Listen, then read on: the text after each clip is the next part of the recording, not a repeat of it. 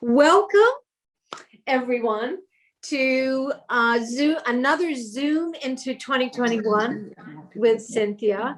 This is not a tea o'clock Zoom because of the time difference, both for Andrew in his studio in Tucson and also for a lot of the audience, which is in Chicago.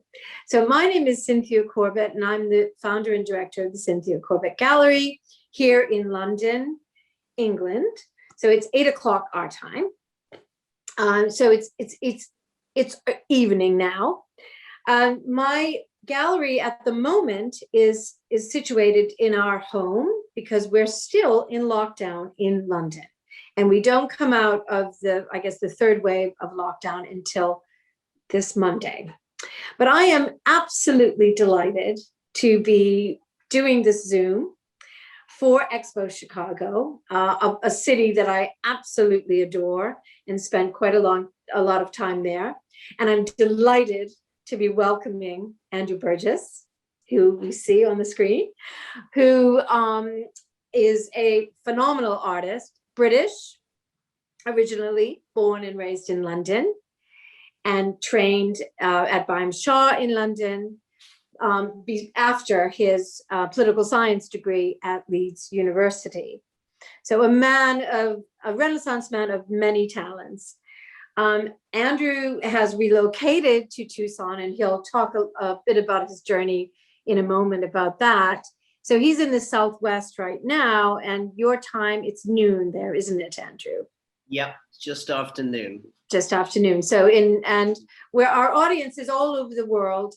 And we really, Andrew and I actually were doing, I think we did 2 or 3 exhibitions in Chicago together. Yeah. And we loved it. And Chicago loved you very much. And so I want to talk about a lot of different things. And at the end of the Zoom, we're going to have a Q&A. And Anastasia is also on the Zoom assisting us. And she will put some images up if we want them to, but we will be having Zoom questions in the chat. So that will be towards the end. But I want to start, Andrew, if I can, by saying how we met. That's always interesting, isn't it? Yeah. So we actually met quite a while ago now, in 2000. Yes. So we met on Cork Street, where you were having an incredible solo show.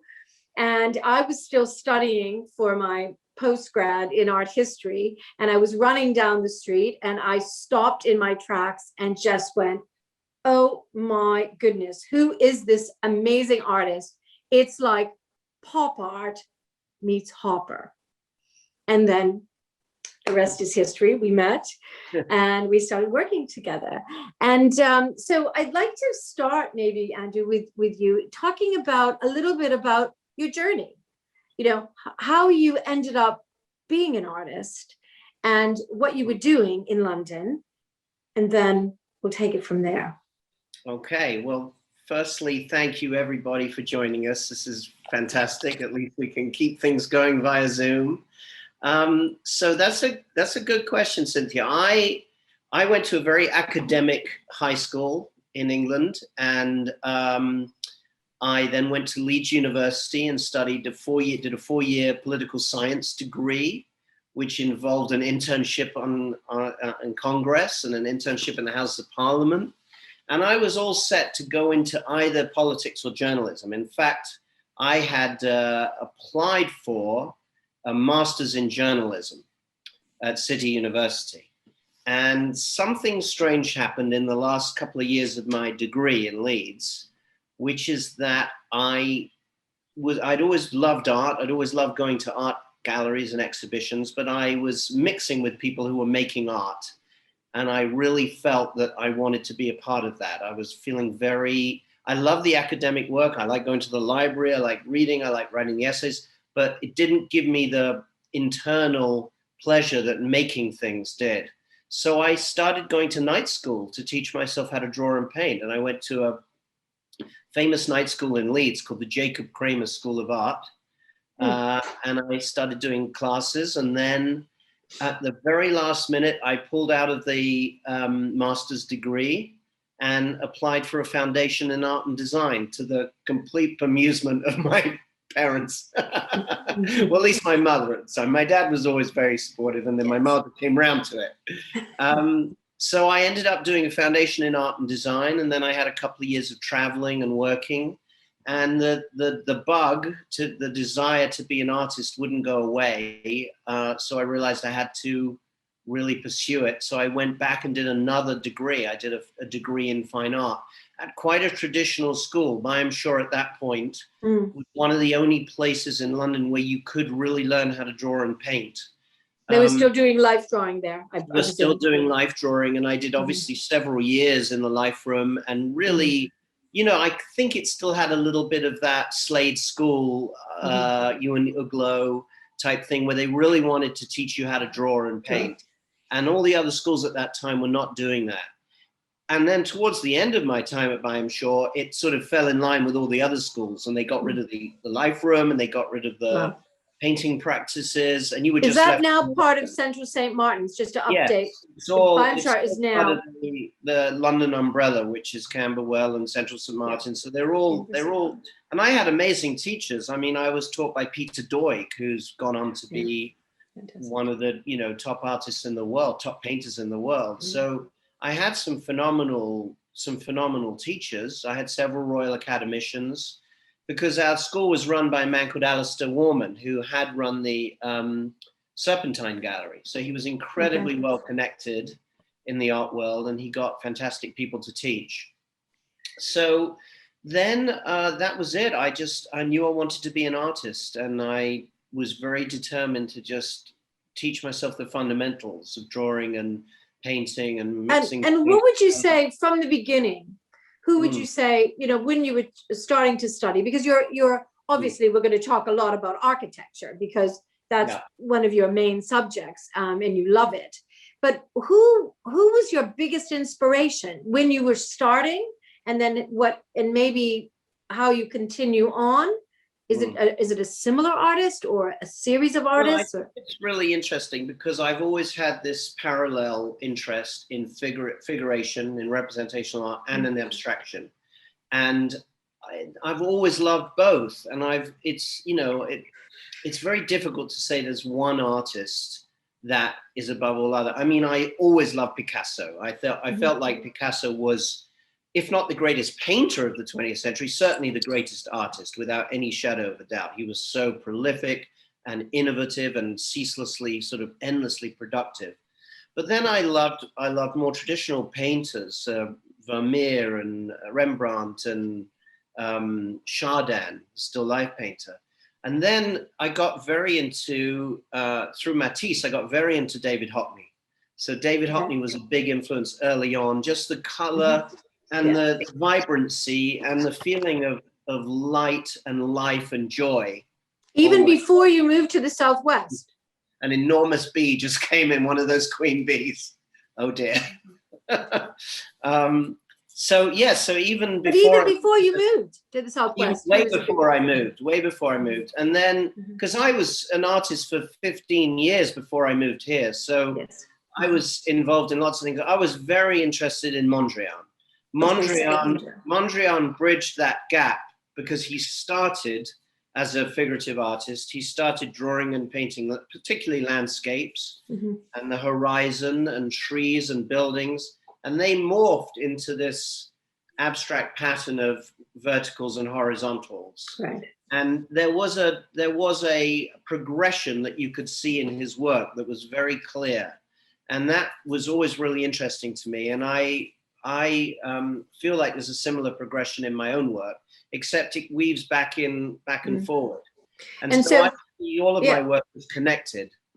And then obviously Mondrian leads to the style and to the international style, and to the Bauhaus and all that. But before we get to that, maybe could you just spend a couple minutes telling us what the impact of lockdown and this 1 year, it's over a year now, the pandemic, because you were supposed to be with me and the gallery in March last year in New York, and then at the last moment, you said, I don't think I should travel. So, and then it was lockdown. So it's been over a year. Can you tell us a little bit about what has happened to you?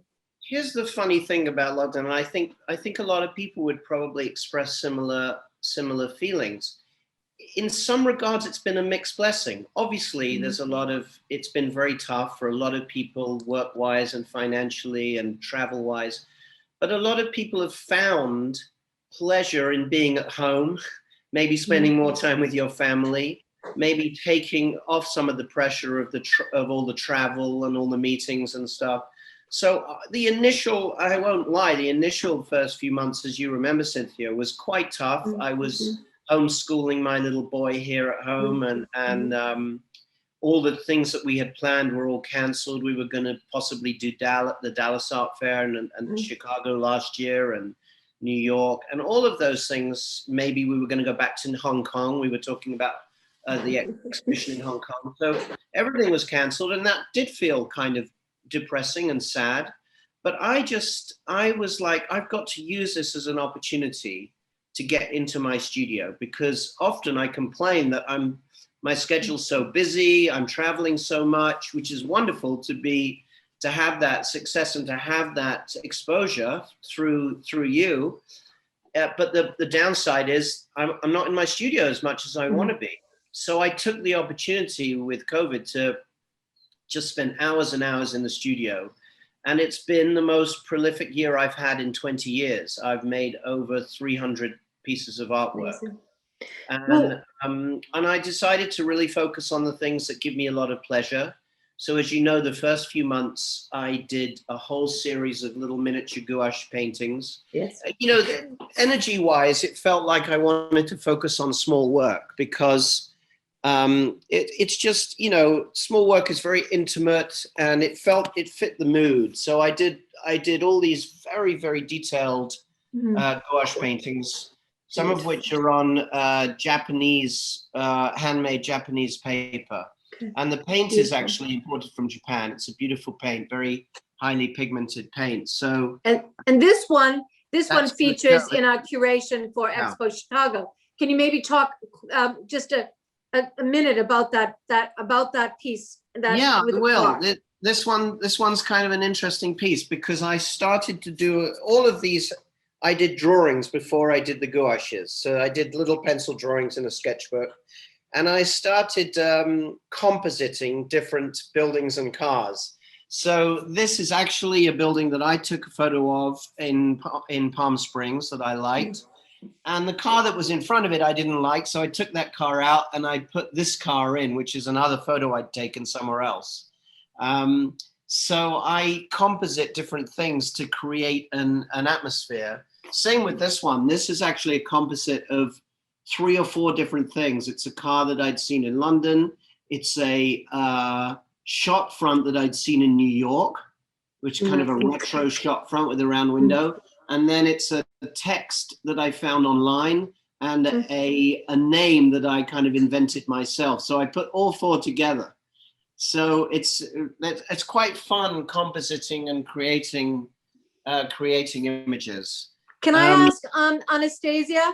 Someone has just asked, can you put a couple of the images up? Maybe the Palm Beach, the Palm Springs one.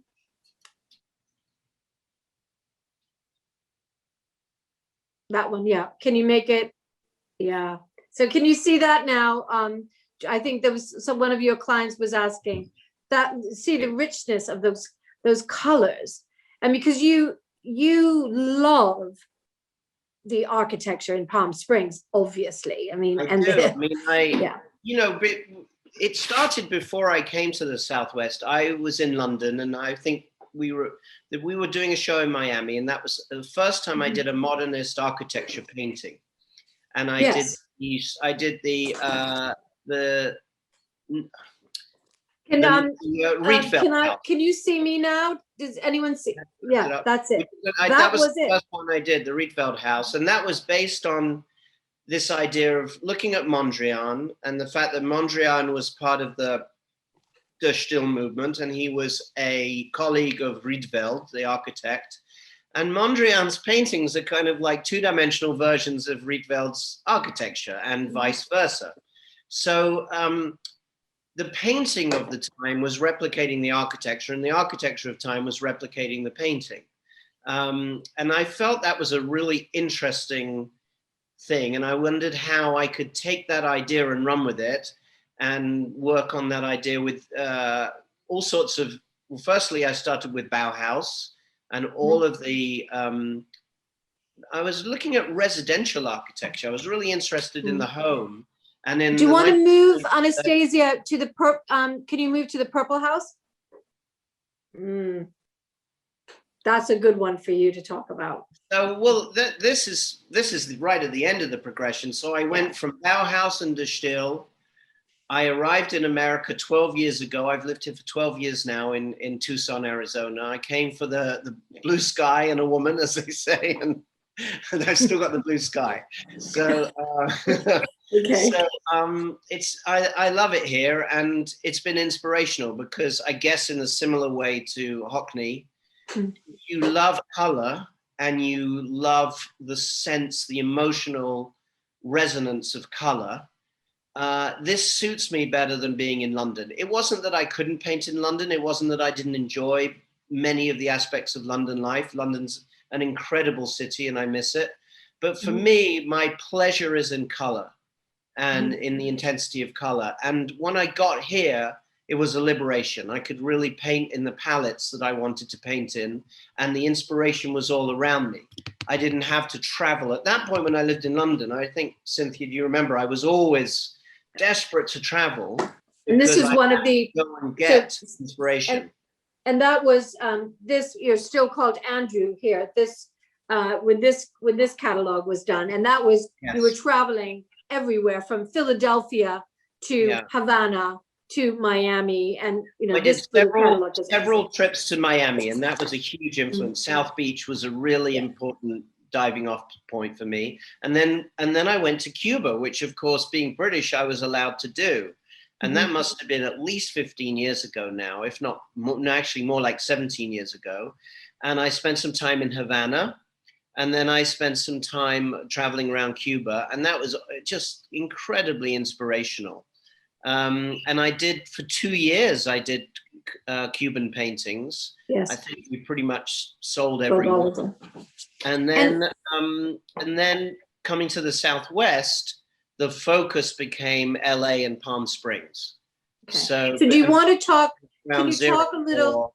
Yeah, I'd love for you, sorry, I'm interrupting, but just talk to, because I think the audience would be very interested of that journey of once you got there and looking at the LA architecture, what should we say? The architects that had to flee, you know, basically so many of them had to flee Nazi Europe, and ended up those great European giants of architecture ended up in funny places in America, and then some obvious ones like Los Angeles, like so maybe talk a little bit about that. It's fantastic, you know, progression from Bauhaus and from architects like Richard Neutra and Rudolf Schindler. Obviously, there's Gropius as well, who was in New York and then in Chicago, Mies van der Rohe. But particularly for me, Neutra and Schindler, who arrived in LA, and they both ended up working with Frank Lloyd Wright. So I'd always loved Frank Lloyd Wright as well. I'd painted Falling Water before I'd painted any of the other stuff. And I'd been to Falling Water back in the 1990s. I'd been twice and had drawn it and painted it. And so Frank Lloyd Wright was incredibly interesting to me. It wasn't until later that I realized that the Kaufman house in Palm Springs, it was the same Kaufman that owned Falling Water, but he didn't want Frank Lloyd Wright to design the Kaufman house in Palm Springs. He chose Neutra instead. So Tucson's great because it's a quiet city. It's a very easy city to live in. That's your Falling Water. There you go. It's a very relaxed city. It's a good place to get a lot of work done because there's less distractions than living in a big city. But I'm close enough to LA and Palm Springs that I can travel to get that inspiration and to see all the architecture I need to. So we had several years, Cynthia, where we did the Palm Springs Art Fair. And you know how much time I spent drawing and photographing and going to people's houses. I mean, because of the house tours and then meeting the clients that we had and being invited to people's houses and being commissioned to paint them. So I got a fantastic experience in Palm Springs architecture and all different aspects of it. And then we were also fortunate enough to be there during Modernism Week. Yeah. And because of that, you met. Well, I became really good. I'm very good friends with Glenn Wexler, who was Donald Wexler's son, the late Donald Wexler. And Wexler was one of the most significant Palm Springs architects and very influential in using the steel beams and the glass and the zigzag roofs, which you see all around now, but he was one of the first people to do that. And he was one of the first people to create the structure of this with the steel structure of these houses. So, and as I've spoken before, this architectural style never became the dominant style. It should have, it could have, but it didn't, because there was a lot of reaction against the minimalism, the lack of decoration, the uniformity. People didn't like that, but in certain places it suits. It really suits hot climates where you want to break open the division between inside and outside. You want a lot more windows than walls, and you want huge amounts of glass so you let the light in. So LA and Palm Springs, and to a certain extent Tucson, and some other places with lots of light, even though they're cold, like Denver, have tremendous mid-century modern architecture. And then there are pockets of it in America, obviously Chicago and the suburbs, and then places like Raleigh in Carolina, which has an incredible triangle of suburbs where they have dozens of mid-century houses. So, so this whole journey, so the traveling that you did, you also are a photographer. Yes. Which helps your work so much. Yes. Because even if you can't you have had the benefit of going into a lot of the houses, obviously, and seeing them, but you also have photographed quite a bit from the outside, and then looking at photographs. And do you feel that since lockdown as well, that your interest, because you've been able to work so much on the abstracts, how has that influenced what's coming next or what's happening now with those beautiful studies you just showed us with the gouache, but all the abstracts you've been doing because you've had the time? How has that informed it? Well, we have to talk about collage as well, because along with, if you go all the way back to when I was interested in Mondrian and Picasso, I was also very, very influenced by collage, and Picasso and Gris and Braque incorporated collage into Cubism. And then the German artist Kurt Schwitters, who was kind of a Dada artist. He had his own movement called Merz and Merzbau. And he's one of the big inspirations. I saw a show in the late 90s at the Pompidou Center in Paris, and that changed my life. And so since that time, I've made collage. So when people say to me, often because they know me through the modernist architecture, they say, "Oh, this is new, you're doing collage." And I'm like, no, I've been making collage for 30 years. Literally, I've made thousands of collages. And this year, during lockdown, my representational painting started to get more abstract, and it started to cross over with the collage. So they're all about shape and color and light and space, and representing three-dimensional space and movement and dynamism on the two-dimensional plane, because painting is essentially an illusion. It's an illusion of space. And whether that's the traditional idea of a painting of being a window onto another world, paint a figurative painting where you're taken into another world that you recognize, of chairs and buildings and people and houses, or whether it's a psychological window into the mind of the artist. And then you get abstract expressionism after the war, and Pollock and Rothko and Barnett Newman. and Robert Ryman and Bryce Marden. And those are all painters that I absolutely love. And one of my favorite painters is a painter that's very inspirational, but precisely because he was brave enough to switch between representational abstract. And that's Philip Guston, who actually went the other way and received a lot of criticism for it because he was an abstract expressionist. And then he started painting these sort of very political cartoon-like paintings. And the purists don't like that. The purists really resent that. But those people who paint and who know art and who understand that the artist follows different progressions know that it's all part of the same pot. It's so this year I've been making abstract work. These are some very recent paintings, and they're very much to do with surface and color and texture and light and is palette. that Andrew, is that oil on canvas? No, this is acrylic. I've developed a really interesting acrylic style because I've been using some mediums that add a metallic sheen to the painting and allow you to glaze like traditional oil painting, but using acrylics. So I've been using some quite interesting paints and interesting mediums. And then I'm also interested in, painting is essentially a language. So these are collaged paintings that are abstract, but they're very gestural and tactile. And then they're collaged. So, and then I have some other things to show you, which I started. You talked about going out taking photographs. Yes. I love going to sort of derelict places to take interesting photographs. And I started finding, I got to get you into the light. I started finding found objects, and I started making constructions for the first time. Okay, constructionist. Okay. Constructions made out of found objects.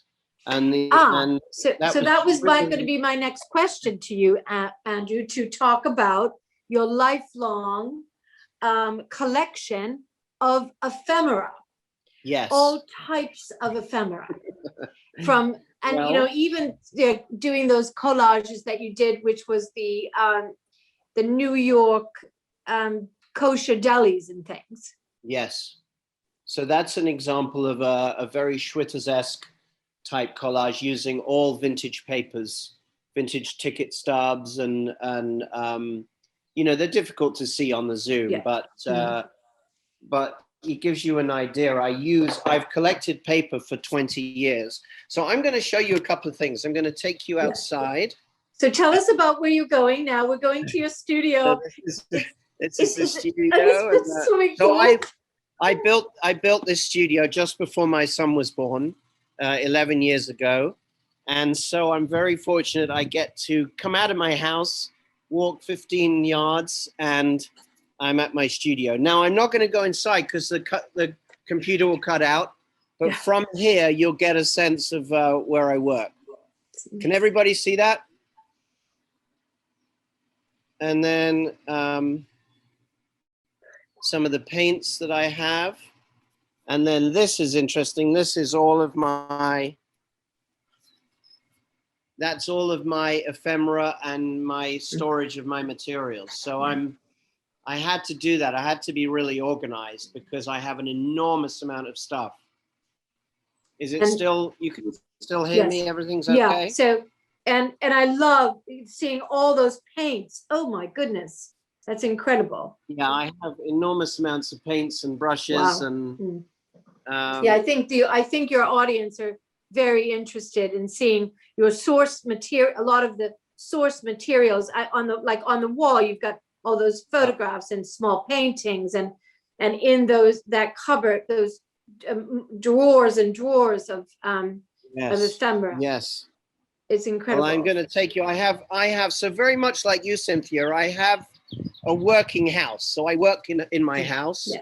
And I work in like 4 different spaces. So often the living room, the dining room, the living room become a workspace. I work at this table and my son sits with me and we paint and chat and do his homework and all of that. And then I'm going to take you down to my office space, which I've sort of converted into another little studio. So Wow, I yeah, do wow. a lot of the small work here. So the little oils, the small oil paintings I do here. So great.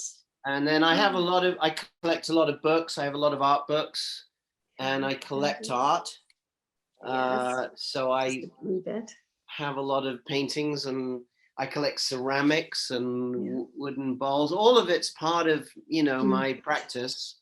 So these are a couple of little paintings on the go. There's Wow, that looks gorgeous. yeah. So Oh, I love that. there's lots of stuff on the go. There's always lots of stuff on the go.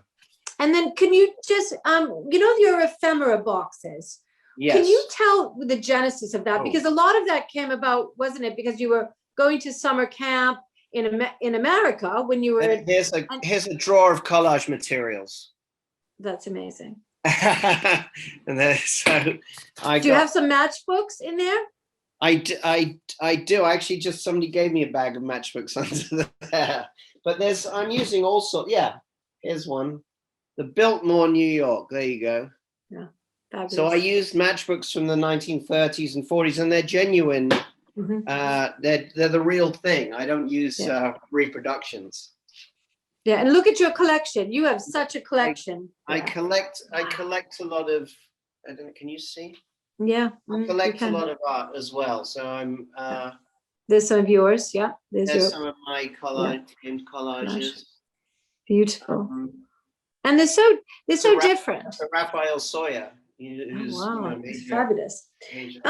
I want to because we could talk for hours, but I do want to talk a wee bit, Andrew, about Chicago, because part of this Zoom that we're doing is it is in celebration of our debut, your debut, and the gallery's debut at Expo Chicago. Because we in the past had done a show called Art Chicago, which brought you great success and notoriety. And here's a small vintage ephemera collage from 2009 that is called Chicago. I don't know if anyone can see that. That was one of the first works I did where I incorporated collage and paint and cityscape. Yeah, exactly. Which was like kind of everything. So maybe there's another one here. Well, that was a New York one. But you see, they started to get a bit more complicated, and then they got really complicated. And then I'll show you another one in a minute. But there is actually a Chicago painting in here of the waterfront. Two paintings, yes. So and so I was painting Chicago. We had 3-4 years where we went to Chicago, and I just fell in love with it. Absolutely fell in love with it. Fell in love with the architecture, the people, the food, the jazz. And I did a lot of drawing. I remember staying in that hotel where I was, the building where I think it's the Chicago Times, and an old building. And I was up high, and I could see right across the river and all the way down. Is it Wacker Street? And that big building on the corner. And I did all these panoramic drawings, which then later became big paintings.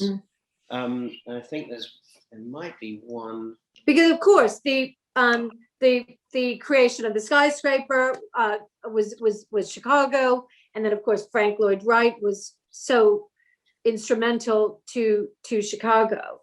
Yes, Frank Lloyd Wright is really the key, because he's the connection between the, joining up the Bauhaus and the international style modernism, and then creating a vernacular American architecture that's unique to America, because it's a melding of his prairie style with the Bauhaus style, and what you end up getting is mid-century modern and variations on that.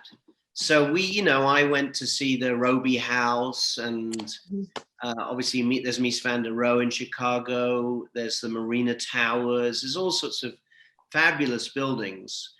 And, what people probably don't know is that before I painted the street scenes and the modernist houses, for 10 years, I did aerial views. And when you came to that first show in Cork Street, I did huge aerial views of cities.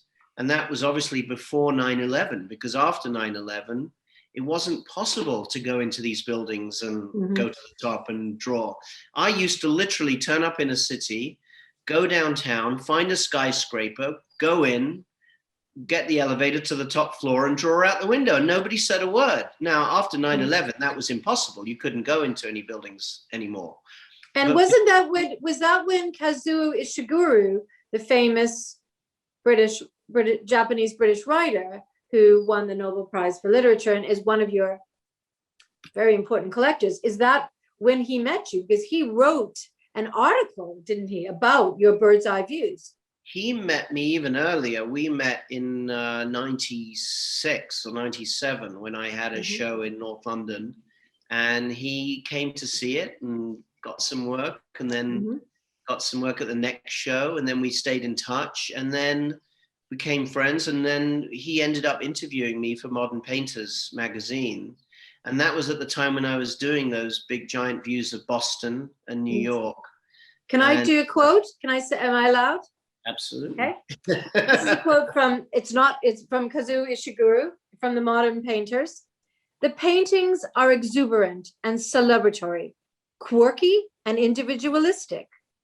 Andy Burgess is a painter who does adventurous things with one's view of the world. And that's from Kazuo Ishiguro. Very nice. So it's really, it's fantastic. There's so many quotes.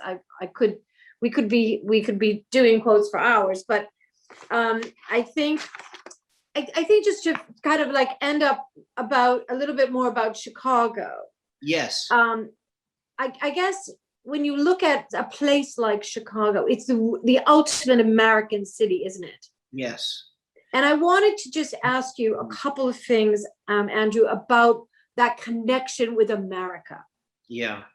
Because yes, I know you ended up, falling in love with an American woman and you fell in love with the Southwest, but you'd always had this interest in America, didn't you? And yeah, I mean, I always did. And it came a little bit from my father, my late father, who you knew well. And my dad was an actor. And then in the 1980s, he traveled with the Royal Shakespeare Company to teach Shakespeare in American universities. And he loved America. And I remember we used to sit down and discuss things. And he used to say to me, "You're going to end up in America."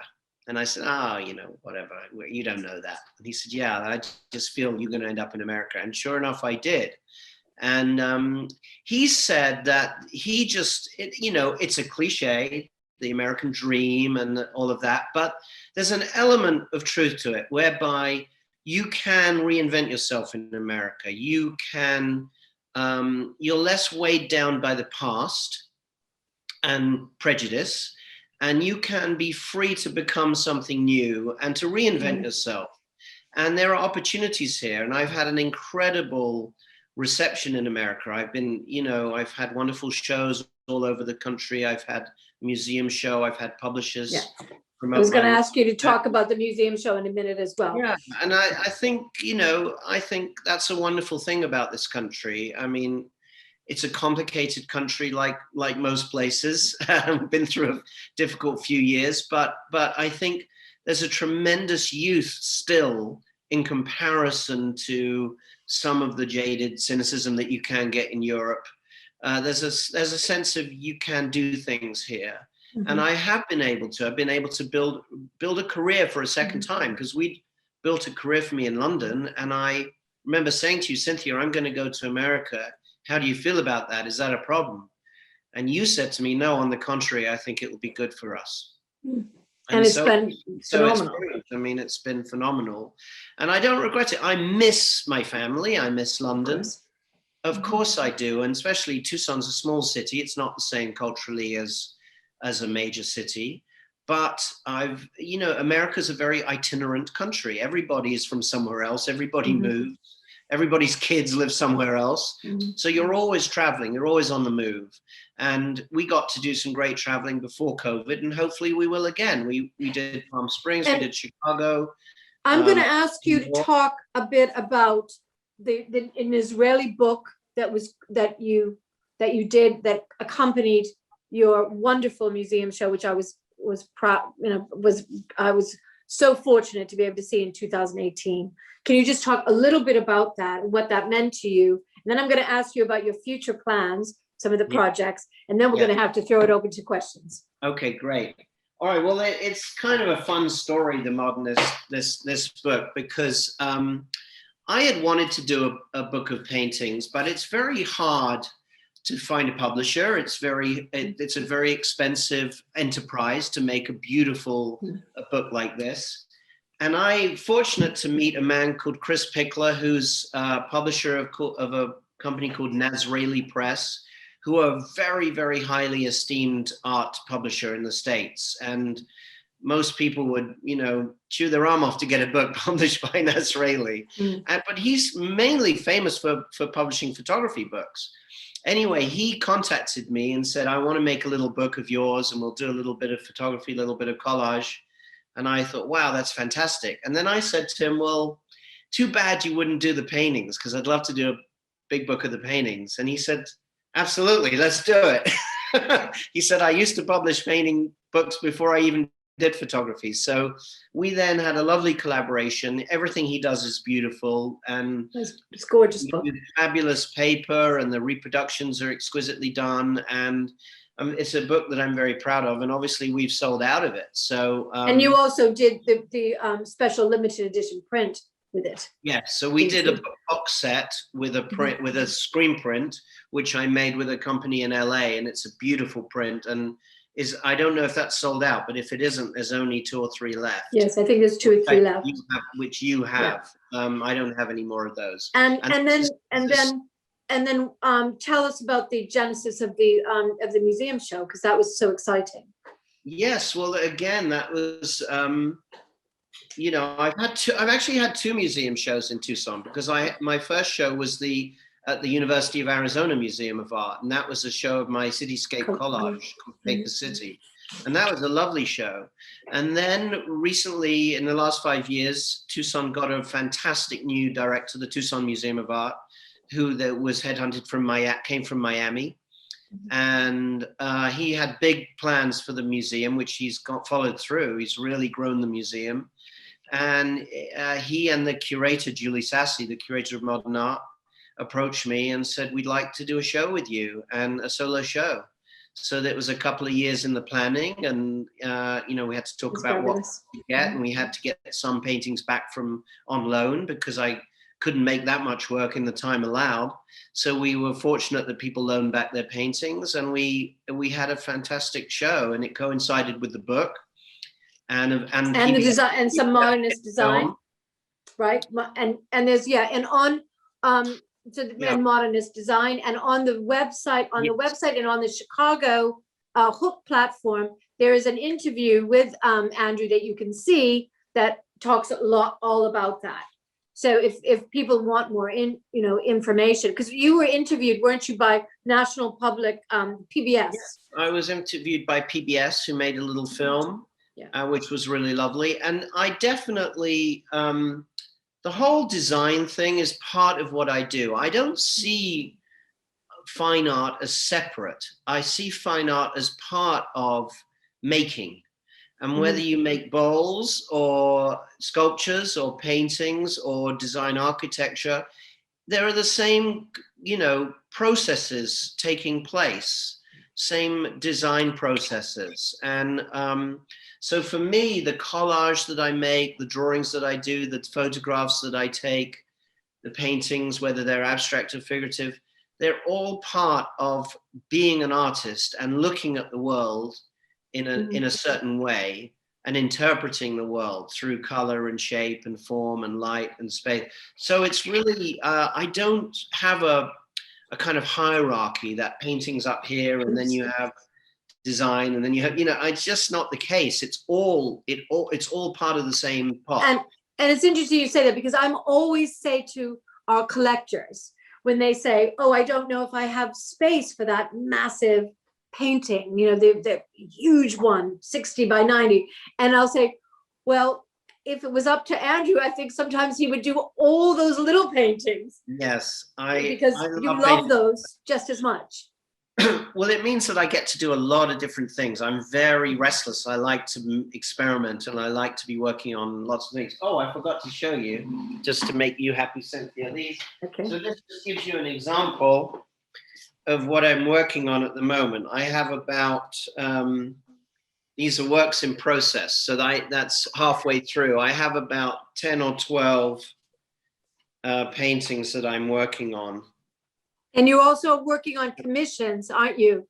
At the moment. So, you know, it's and you are working on commissions because we have one of your clients on I am the Kaufman. Yes, I'm working on a commission. You don't want to forget. No, so I've got, I'm always working on about 10 or 20 paintings at any one time, which Excellent. is, but and eventually besides the private, okay, so now besides the private commissions, you're very good. I'm very happy about those paintings, Mr. Burgess. I can tell you, I'm very happy. We have a lot of demand. I mean, I'm ping by emails every single day. So I just want to say a quick thing about the big announcement and the big project that you are doing that will be bringing you back to London for sure, virtually, and also hopefully physically this summer. And that is the CW Plus project of basically, you can talk about it. It's the Chelsea and Westminster Hospital, one of the top hospitals, research hospitals, and wonderful NHS hospital in London approached us, and Andrew is going to do an incredible panoramic project. And just, can you talk a little tiny bit about that, and then we'll open it up to questions. Yeah, well, it's both very exciting and somewhat daunting. It's they have commissioned me to paint numerous artworks for the entire neonatal intensive care ward. So it's quite a major project to be asked to make the work for an entire brand new ward. It's a state-of-the-art ward. And the interesting thing about the charity CW Plus, who is organizing it all, they are industry leaders in the whole concept of how to use art and light and color and music to improve patient outcomes. So it's a very collaborative project. They're including the senior staff who work in the unit. And it's so great. The whole project's being recorded and documented, and I think they want to make a film about it afterwards.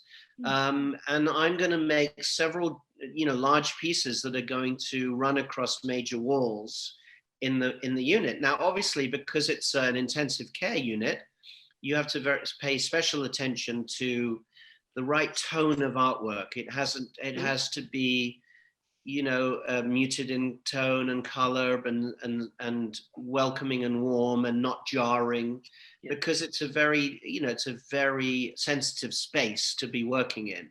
So it's a very challenging project, but obviously extremely exciting and prestigious. So I'm very honored to be invited to do that. And hopefully you'll be able to fly back in the summer, because they want to do a big project, a big launch with you. Now, I guess I really have to now ask questions. Okay, good. I think, or I'll be in trouble with my audience and my comments. Bring them on. Okay, so here we go. The first question is, do you do any representational collage? I only know the abstract collage works, which I see on Instagram, but and you did talk a little bit about that, didn't you? Yes. Hold on one second. I'm just going to grab something really quickly. Okay. If I can find it. Okay. Yes. And we have a question about Eileen Grace. Okay. So there is a little catalog I have of some prints that I make, and this has some examples. So I have done these giant. These are big painted collages of cities. And you did a very large one of Chicago. I did a very large one of Chicago. Yeah. So I thought I had the Chicago one in this book. Oh, I do have it. Here we go. So that is a very large, that's a 6-foot collage painting with a vintage ephemera of Chicago. That's the view I was talking about earlier.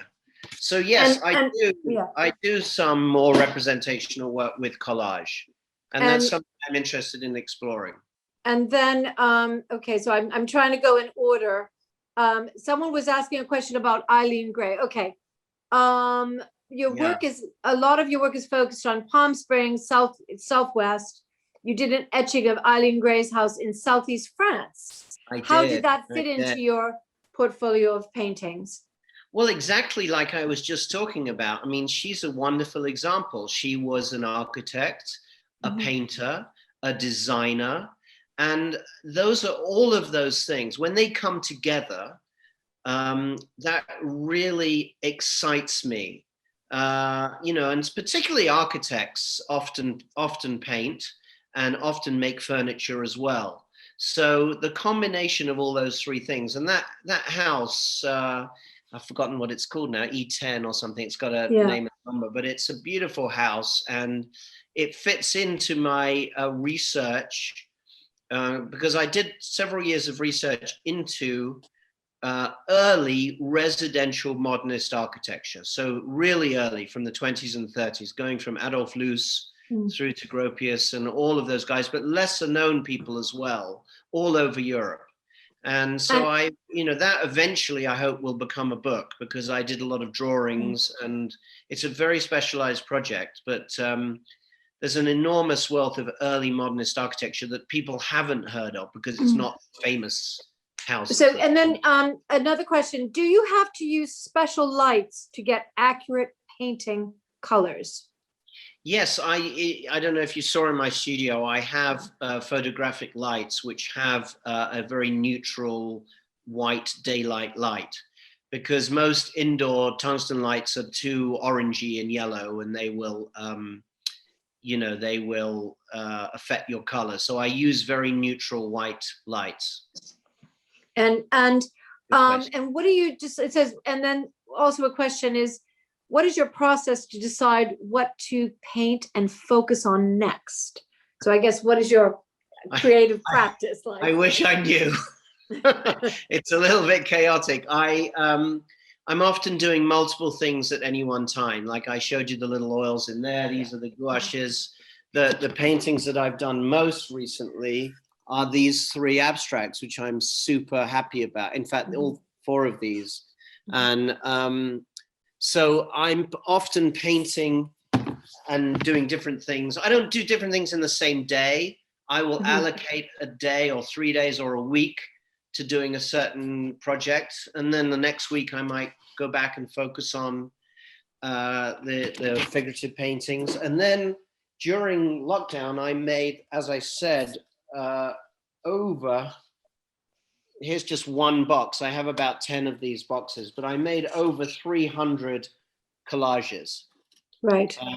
And those are, we're currently designing 2 books of those at the moment. And then is that, okay, so this brings me to another question. So that's a drawing, that's a pen drawing, which you haven't seen. Amazing. So sometimes I'll sit and draw for a couple of days. But, you know, there are just dozens and dozens of collages that I've been making, and they're quite experimental because I use vintage paper, but then I paint it and scrape it. And then that's what someone's asked. What is a painted collage? So I'll use vintage paper, so it's often sheet music or old catalogs or old books, and I'll paint it and I'll get different surfaces and textures. And then I'll use that paper, which is both vintage and painted, to then make an image, make a collage. So it will be cut and pasted and constructed.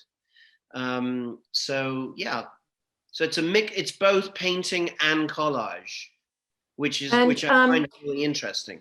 So we have 5 minutes left, and does anyone else have, you know, a really burning question? Jean and Kathy, I bet you have something to say. Can we unmute Jean and Kathy, Anastasia? Can we unmute them? Whoa. Hello. Hello. Hi. Hi. Nice How to are meet you. you? Nice to meet you. This will be our second piece by you.